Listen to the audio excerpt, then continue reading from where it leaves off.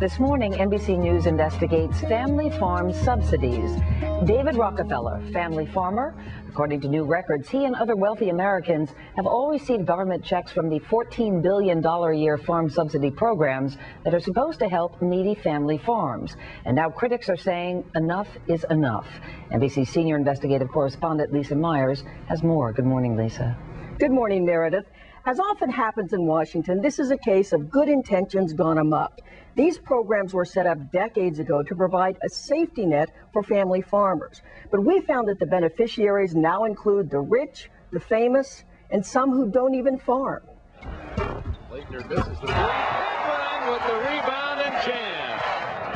What do basketball legends Scottie Pippen, billionaire philanthropist David Rockefeller, and comedian David Letterman have in common?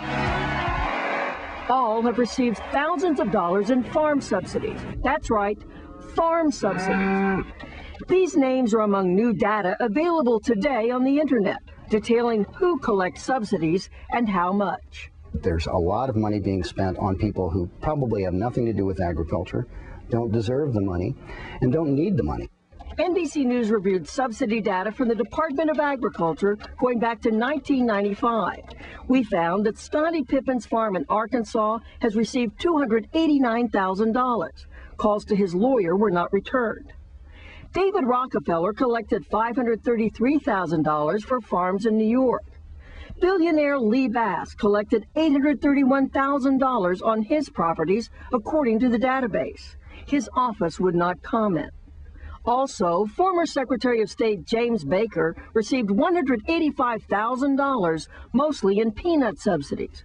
David Letterman received $8,000 for his Montana ranch one year, and he says gave it all to charity. It's all entirely legit. There's nothing illegal about it, but that doesn't mean it isn't dumb. Especially to this actual family farmer, Leo Tammy. He collects only about $500 a year in wool subsidies. Yeah, who'd have thunk that I'm in the same club as some of the wealthiest individuals in the country? Well, not really. Tammy says the subsidy program is so out of whack that the biggest farmers get most of the help.